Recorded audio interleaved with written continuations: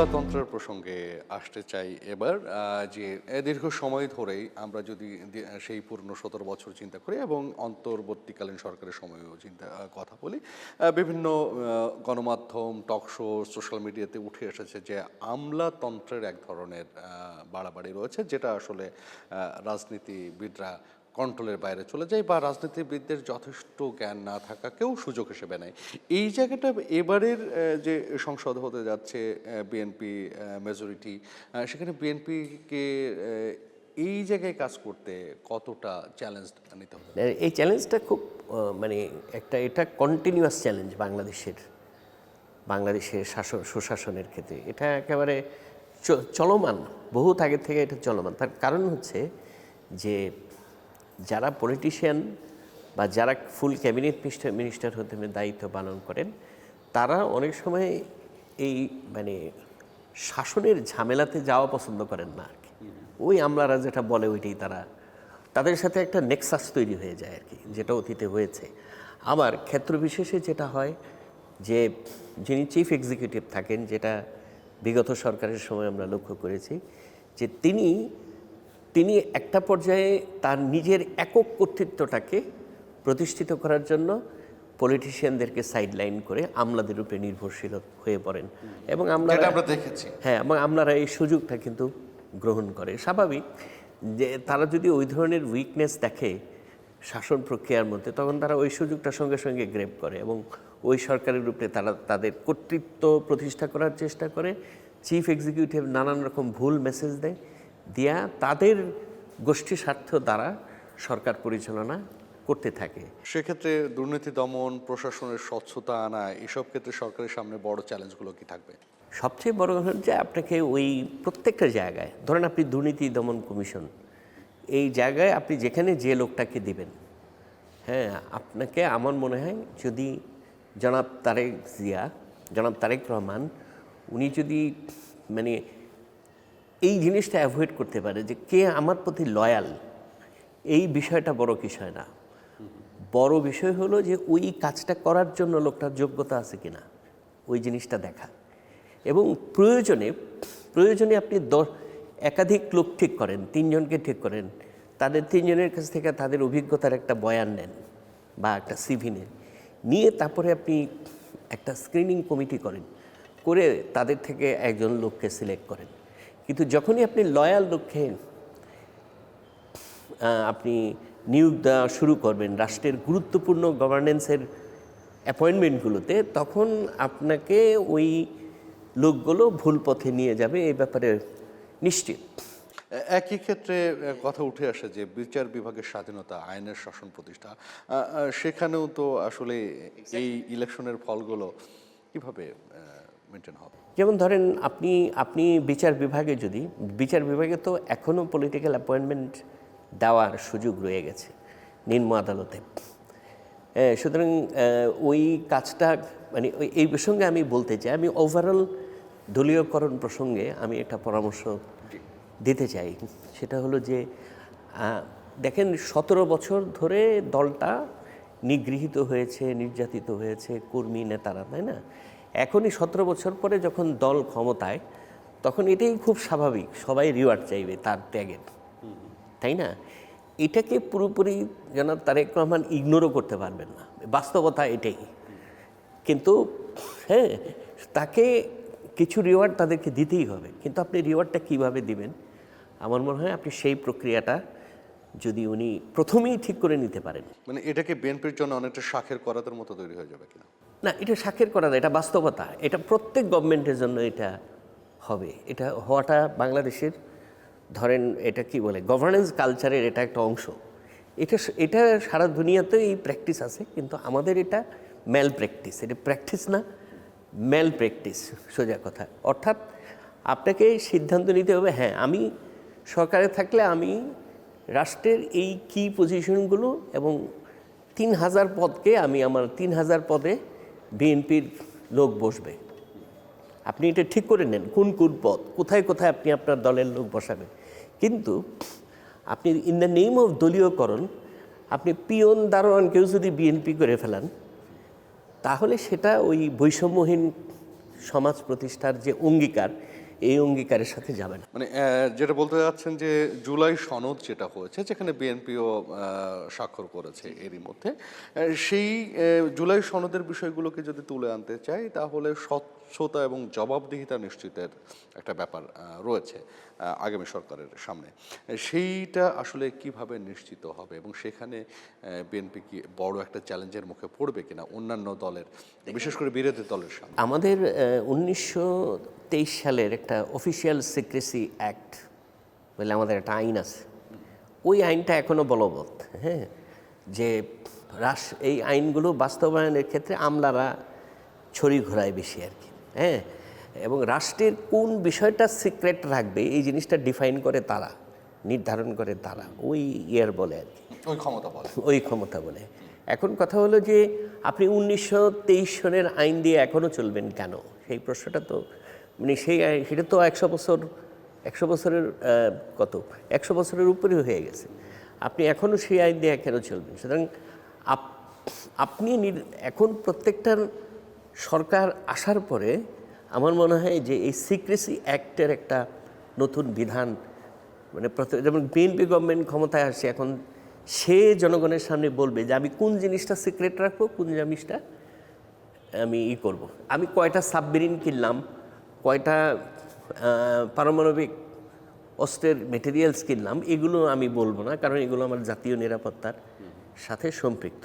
কিন্তু একটা দেশের সাথে আমি চুক্তি করলাম, চুক্তির বিষয়বস্তু কি সেগুলো আমি জানতে পারবো না, এটা কেন সিক্রেট বিষয় থাকবে? মানে বিধানগুলোর মধ্যে আসলে যুগোপযোগী করা, যুগোপযোগী করাটা খুব গুরুত্বপূর্ণ বলে আমি মনে করি। একটা প্রসঙ্গ আসে যে মেগা প্রজেক্ট দীর্ঘদিনের উচ্চারিত, এবং দুর্নীতির প্রসঙ্গ আসলে আসলে মেগা প্রজেক্টের প্রসঙ্গ চলে আসে যে নতুন যে সরকার গঠন হতে যাচ্ছে, সেই সরকারের সামনে আসলে কোনটা বেশি গুরুত্বপূর্ণ বলে আপনি মনে করছেন, যে মেগা প্রজেক্টগুলো চলমান রাখা নাকি মানুষের জীবনমানের উন্নয়ন ঘটানো? না, দেখুন, মেগা প্রজেক্ট যেগুলো চলমান আছে এগুলো আপনার চালু রাখা বা এগুলো কমপ্লিট করাটা খুব প্রয়োজন বলে আমি মনে করি। উন্নয়ন একটা ধারাবাহিক প্রক্রিয়া, এটা কোনো গভর্নমেন্ট বলতে পারে না যে এটা আমার আমলেই এটা হয়েছে, তাই না? এবং মেগা প্রজেক্টের অর্থনৈতিক মানে অর্থনীতিবিদদের ভাষায় মেগা প্রজেক্টের অর্থনৈতিক যে এটার বেনিফিট বেশি যদি আপনি এটাকে ওই কি বলে, আপনি যদি কি বলে দুর্নীতিকে এড়ায় যদি আপনি মেগা প্রজেক্টগুলো বাস্তবায়ন করতে পারেন, একটা মেগা প্রজেক্ট থেকে অনেক ধরনের অর্থনৈতিক বেনিফিট তৈরি হয়। সুতরাং এটা যারা পলিসি মেকার যারা তারা ভাববেন যে কোন মেগা প্রজেক্টটা বন্ধ করা যায় বা কোনটা করার আদৌ দরকার নাই, এগুলো তারা সিদ্ধান্ত নিতে পারবেন। কিন্তু বেসিক্যালি মেগা প্রজেক্ট সবসময় খারাপ, এই ধারণাটা ঠিক না। এটা আমাদের একটু যৌক্তিকভাবেও চিন্তা করা দরকার, কারণ মেগা প্রজেক্টের সাথে কিছু জব হয়, কিছু এমপ্লয়মেন্ট জেনারেশন হয়, আবার পরিবেশেরও ক্ষতি হয়, ওইটাও আছে, হ্যাঁ। সুতরাং এটা পলিসি মেকাররাই ঠিক করবেন যে আমরা বাংলাদেশের ইতিহাসে তো দুইটা বড় বড় মেগা প্রজেক্ট হলো, এরপরে আমাদের নতুন কোনো মেগা প্রজেক্ট নেওয়ার কোনো আদৌ প্রয়োজন আছে কি না, হ্যাঁ, নাকি মানুষের জীবনমান, মানে আমরা দারিদ্র বিমোচনের দিকে বেশি নজর দিব না মেগা প্রজেক্টের? সেখানে আরেকটা প্রসঙ্গ চলে আসে যে স্মার্ট অর্থনীতি বা ডিজিটাল অর্থনীতি, সেক্ষেত্রে আসলে এই যে নির্বাচন পরবর্তী যে সময়টা, সেটা কতটা বাস্তবমুখী হয়ে উঠতে পারবে?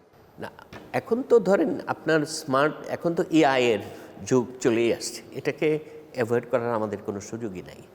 হ্যাঁ, এআই নিয়ে বড় বড় ডিবেট তৈরি হয়ে গেছে যে এআই আমাদের এমপ্লয়মেন্ট জেনারেশন, আমাদের এমপ্লয়মেন্ট খেয়ে ফেলতেছে। সুতরাং এআই যত বেশি হবে তত আমরা বেকারত্বের সম্মুখীন হব, বাট এটার উল্টা বিতর্কও আছে। দক্ষতা বৃদ্ধির একটা ওই এআই দক্ষতা বৃদ্ধিরও আছে, আবার এআই থেকে নতুন এমপ্লয়মেন্টের নতুন ধরন তৈরি হতে পারে আর কি। এখন এটাও একটা গুরুত্বপূর্ণ ইস্যু এখনকার আপনার বর্তমান বাস্তবতায়। হ্যাঁ, বর্তমান বাস্তবতায় এটাকেও পলিসি মেকারদের এটা নিয়ে ভাবতে হবে, এবং তাদেরকে এই যে এই গুড সাইড ব্যাড সাইডগুলো চিন্তা করে তারা বাংলাদেশের একটা জিনিস তো সত্য যে এআইকে অ্যাভয়েড করার কোনো সুযোগ নাই। সুতরাং আমাদের এই স্ট্রিমের সাথে যুক্ত হতেই হবে, তা না হলে আমরা পিছিয়ে যাব।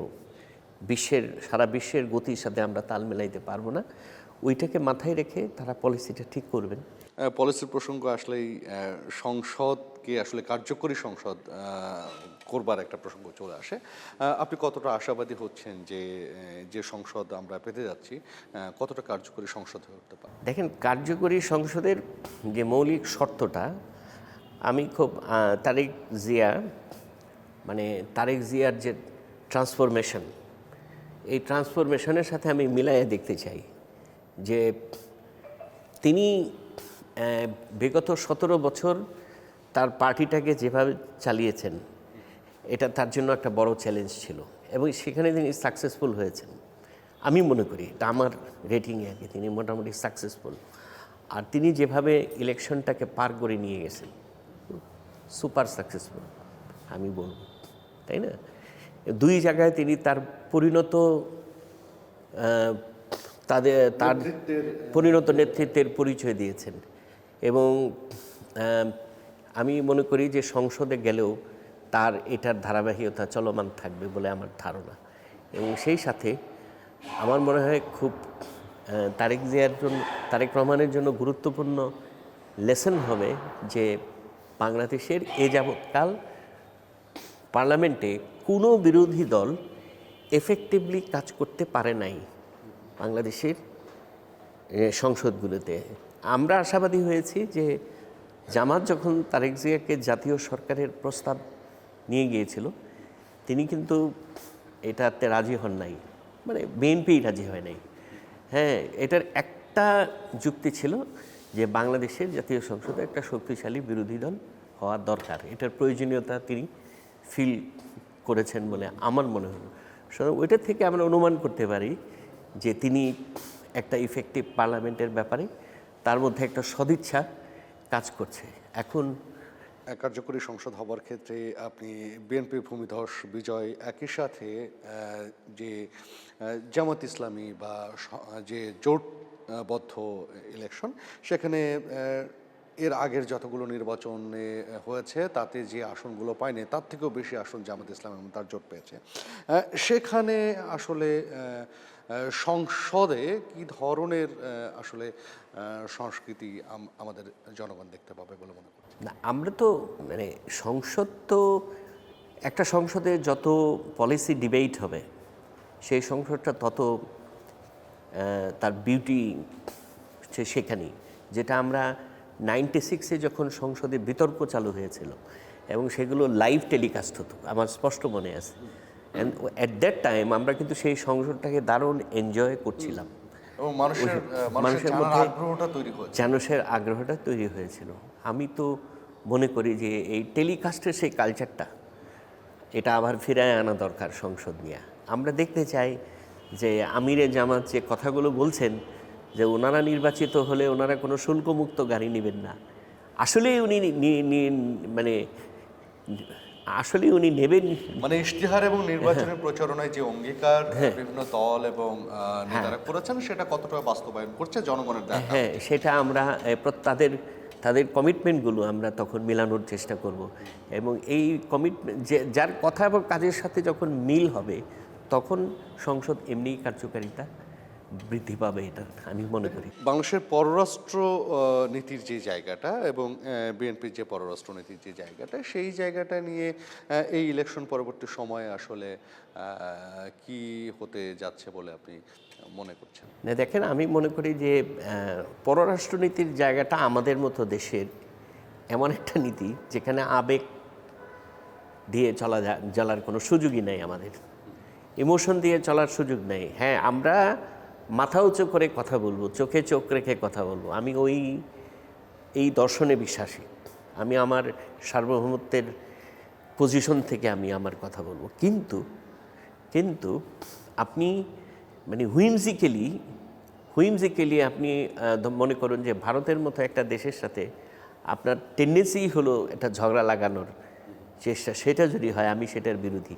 সুতরাং এটার আরেকটা বাস্তব কারণ হলো যে আমাদের অনেকগুলো স্বার্থ আছে, যে স্বার্থগুলো ভারতের সাথে আমাদের সুসম্পর্ক রাখার সাথে একদম সম্পৃক্ত। মনে করেন এই বছরের 2026-এ আমাদের গঙ্গা চুক্তির মেয়াদ শেষ, আগামী বছর থেকে সে যদি পানি বন্ধ করে দেয়, তখন আপনার এই কী বলে এটা, মানে আপনার এই যে রাজশাহীর এই সমস্ত এরিয়াতে কৃষি তো আবার বসে যাবে। মানে হ্যাঁ, মানে লিন সিজন, মানে শুষ্ক মৌসুমে যদি সে পানি বন্ধ করে দেয়, তখন এখানে তো কৃষিকাজ আবার ক্ষতিগ্রস্ত হবে। একইভাবে কিন্তু চলে আসে যে তিস্তা হ্যাঁ, তিস্তা নিয়েও, কথা হয়। অবশ্যই অবশ্যই তিস্তা তিস্তা ব্যারেজ নিয়ে নির্বাচনে যে বক্তব্যগুলো ছিল সেখানে কথা হচ্ছে, মহাপরিকল্পনা নিয়ে কথা হচ্ছে। এই বিষয়গুলো প্রতিবেশী দেশের সাথে কিন্তু স্বার্থ সংঘর্ষ অবশ্যই রয়েছে। অবশ্যই একই সাথে Fully agree. পশ্চিমা বিশ্বের দৃষ্টিভঙ্গির কোনো পরিবর্তন দেখছেন কিনা এই ইলেকশন পশ্চিমা বিশ্বের?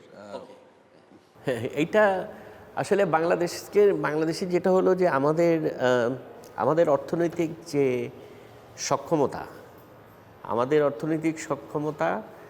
এবং রাজনৈতিক বাস্তবতার কারণে আমাদের মানে সবার সাথে একটা ভারসাম্যমূলক সম্পর্ক বজায় রাখতে হবে। কিন্তু সেখানে একটা প্রসঙ্গ কিন্তু চলে আসে যে ইন্দো প্যাসিফিক অঞ্চল নিয়ে যে টানাপোড়েন রয়েছে ভূ রাজনীতিতে, সেখানে বাংলাদেশের অবস্থান তো আসলে নেওয়ার সুযোগ কোথায়? না, বাংলাদেশ তো এখনও একেবারে আমি মনে করি না যে একেবারে রাজনৈতিকভাবে একেবারে পুরোপুরি আমেরিকার দিকে টিল্ট হয়ে গেছে। আমেরিকার সাথে স্বার্থের প্রশ্নটা এখনও ইকোনমিক রিলেশনসের মধ্যেই আছে বলে আমার মনে হয়, এবং সেখানে থাকতে তো কোনো অসুবিধা নেই। অন্যদের সাথে সম্পর্ক বিল্ড আপ করার একটা সমস্যা তৈরি হয়েছে সাম্প্রতিককালে, যে আমেরিকার সাথে যে সাম্প্রতিক বাণিজ্য চুক্তিটা হলো, এইখানে আমার মনে হয় যে একটু বাংলাদেশ একটুখানি চাপের মধ্যে পড়েছে বলে মনে হয়। তবে আমি মনে করি যে নতুন সরকার এসে এই বিষয়টাতে গুরুত্ব দিবেন, যে সবার সাথে একটা কীভাবে ভারসাম্যমূলক সম্পর্ক তৈরি করা যায়, কোনো একদিকে ঝুঁকে না পড়ে আমরা সবার সাথে একটা ভারসাম্য রাখবো। বাট এই ভারসাম্যতার ভিত্তিটা হবে আমার আইডেন্টিটি, আমার সেলফ ডিগনিটি। রোহিঙ্গা প্রত্যাবর্তন যে ইস্যু রয়েছে, সেখানে নতুন সরকারকে আসলে চ্যালেঞ্জ হিসেবে কি গ্রহণ করতে হবে? দেখুন, রোহিঙ্গার এই যে প্রত্যাবর্তনের যে ইস্যুটা, ফিরে যাওয়ার যে ইস্যুটা, এইটা তো সব ধরনের ডিপ্লোম্যাটিক প্রচেষ্টা ফেল করেছে এই যাবৎকালের আর কি, সব ধরনের। আমার মনে হয় না যে এই ক্ষেত্রে কোনো ইনোভেটিভ আর কোনো অপশন বাংলাদেশের সামনে খোলা আছে আর কি। হ্যাঁ, কিন্তু বাংলাদেশ এটাকে নিয়ে চলতে হবে কিছু, এই সমস্যাটাকে, মানে বিষয়টা এরকম না, বাংলাদেশের জন্য যেই থাকবে জিয়েই থাকবে দীর্ঘদিন ধরে। তবে এটা তো এত খোলামেলা বলা মুশকিল আর কি, যে ওই যে চোরাই পথে রোহিঙ্গাদেরকে বিদায় করার পরিকল্পনা ছাড়া বাংলাদেশের সামনে আর কোনো অপশন খোলা নাই। আমরা অনুষ্ঠান প্রায় শেষের দিকে আপনার সাথে কথা শেষ করব, সম্ভাবনা দিয়ে শেষ করতে চাই। একজন রাষ্ট্রবিজ্ঞানী হিসেবে এই যে নতুন সরকার গঠন হচ্ছে, সেই সরকারের কাছে এবং স্বতঃস্ফূর্তভাবে মানুষ ভোট দিয়েছে, সেখান থেকে আপনি কি প্রত্যাশা করেন আগামীর বাংলাদেশে? না, দেখেন, একটা জিনিস হলো যে বাংলাদেশে সবার মধ্যে একটা গণতান্ত্রিক চেতনার জায়গাটা, যে আমাদের গণতন্ত্রই আমাদের একমাত্র অপশন, সেই অপশনে আমাদের ফিরে যেতে হবে, এই জিনিসটা সবার উপলব্ধিতে আছে। এটাই হলো সম্ভাবনার জায়গা। এই উপলব্ধির জায়গা থেকে এটুকু আমি বুঝি যে এই স্টেক হোল্ডার যারা আছেন, বিএনপি বলেন, জামাত বলেন, তারা এমন কোনো জায়গায় হয়তো যাবে না যেটা দেশ আরেকটা অস্থিতিশীল এই অবস্থা। যে গণতান্ত্রিক অবস্থায় যে প্রত্যাবর্তন এবং গণতান্ত্রিক চর্চার যে জায়গা, সেখানে গণতান্ত্রিক চর্চার মধ্যে ভোটাধিকার প্রয়োগের যে বিষয়, সেখানে মানুষের মুক্তিযুদ্ধ এবং নারীর স্বাধীনতা কতটা ইম্প্যাক্ট ক্রিয়েট করেছে বলে মনে হয়? দেখেন, এটা তো মানে যদি মোদ্দা কথায় বলি, নারীর বিষয়টাকে আমরা বেশি দূর এগিয়ে নিয়ে যেতে পারি নাই। হ্যাঁ, কিন্তু পারি নাই, এটার আমার মনে হয় যে আমাদের রাজনৈতিক দলগুলো চায় না বিষয়টা, তা না, আমার কাছে মনে হয় এর কিছু অন্যরকম বাস্তবতাও আছে। কারণ আফটার 17 ইয়ার্স যখন ইলেকশনটা আসলো, আমি অনেকের সাথে কথা বলেছি বিষয়টা নিয়ে, তারা যেটা বলার চেষ্টা করলো, আমার মনে হয় তাদের কথার যুক্তি থাকতে পারে। সেটা হলো যে আমরা তো নারীদেরকে নমিনেশন দিতেই চাই, কিন্তু অনেকের মধ্যে আগ্রহই নাই নির্বাচনে প্রতিদ্বন্দ্বিতা করা। আবার আপনি যে দেবেন, আপনাকে তো উইনিং ফ্যাক্টরটাকে মাথায় রেখে নমিনেশন দিতে হবে। তবে কেউ কিন্তু এটা বলে নাই যে আমরা দিব না, ইভেন জামাতও বলে নাই যে ভবিষ্যতে সে নারীকে সামনে এগিয়ে মানুষের নিয়ে। মুক্তিযুদ্ধ এই নির্বাচনে কতটা প্রভাব ফেলেছে? দেখেন, মুক্তিযুদ্ধের প্রশ্নে আমার মনে হয় যে এই দেশের সবাই একমত, তাই না? আমি জানি না যে জামাত ইসলামীর মধ্যে এই উপলব্ধির জায়গাটা কেন এখনও তৈরি হয় না।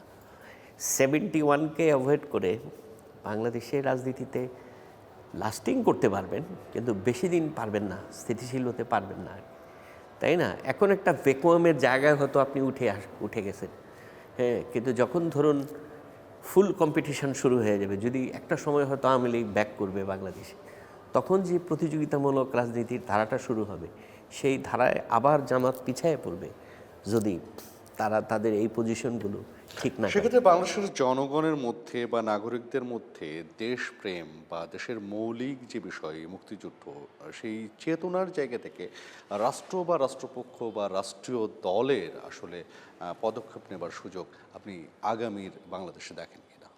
মানে সুযোগ তো আছেই, মানে মুক্তিযুদ্ধকে আবার মুক্তিযুদ্ধের মুশকিল হলো যে মুক্তিযুদ্ধের ইতিহাস বিকৃতির যে একটা প্রবণতা, এটা তো বন্ধ হচ্ছে না এখনও, তাই না? ইতিহাসের সঠিক তথ্যটা উপস্থাপন করতে না পারলে আপনার এই যে নেক্সট জেনারেশন, তারা তো মুক্তিযুদ্ধ নিয়ে আগ্রহ বোধ করবে না। যখন দেখবে যে আমার কাছে তো কোনো অথেন্টিক হিস্ট্রি নাই, সুতরাং আমি এটা নিয়ে আমার এত মাথা কামানোর দরকার নেই, তাই না? সুতরাং আমি মনে করি যে দিস ইজ হাই টাইম রাজনৈতিক দলগুলোর মধ্যে মুক্তিযুদ্ধ নিয়ে একটা সহমত জায়গায় পৌঁছানো, সঠিক চর্চার সঠিক চর্চার জায়গাটাতে। হ্যাঁ, যেমন আপনি ধরেন, আপনি একটা কথা আমি সরাসরি বলি, আপনি কিভাবে বঙ্গবন্ধু যে এই মুক্তিযুদ্ধের নেতৃত্ব দিয়েছে, তাকে আপনি জাতির পিতা বললে আপনার এত আপত্তি কেন? সমস্যাটা কি? আমি তো এর মধ্যে কোনো সমস্যা দেখি না। আর আমি তো একসময় মানে এগুলো নিয়ে আমার নিজের মধ্যেও বিভ্রান্তি ছিল, কিন্তু আমি তো পড়াশোনা করে আমি বুঝতে পেরেছি যে না, ইতিহাসের সঠিক জায়গাটা কোনটা। আপনি স্বাধীনতার ঘোষক জিয়া রহমান, এটা বলতে তো আমার কোনো অসুবিধা নেই, এটা বলতে। এটা তো সত্য ঘটনা, তো ফ্যাক্ট যেটা। সুতরাং ইতিহাসের প্রত্যেকের জায়গাটাকে স্বীকৃতি দিতে আমাদের রাজনৈতিক দলগুলোর মধ্যে এত অনীহা কেন? এই কার্পণ্য থাকার কোনো সুযোগ আমি মনে করি কোনো সুযোগ দেয়। শেষ করব আমরা, এই নতুন বাংলাদেশের কাছে আপনার প্রত্যাশা কি? নতুন বাংলাদেশের কাছে আপনার প্রত্যাশা কি? না, আমার প্রত্যাশা হলো খুব সিম্পল, আমি নির্ভয়ে নিরাপদে জীবনযাপন করতে চাই। হ্যাঁ, আমার কথা নির্ভয়ে বলতে চাই। ধন্যবাদ অধ্যাপক ডক্টর সাব্বির আহমেদ। আজকে বিশ্ব ভালোবাসা দিবস, গ্রিন টেলিভিশনের পক্ষ থেকে আপনার প্রতিও রইল আমাদের ভালোবাসা। ভালো থাকবেন নিশ্চয়ই।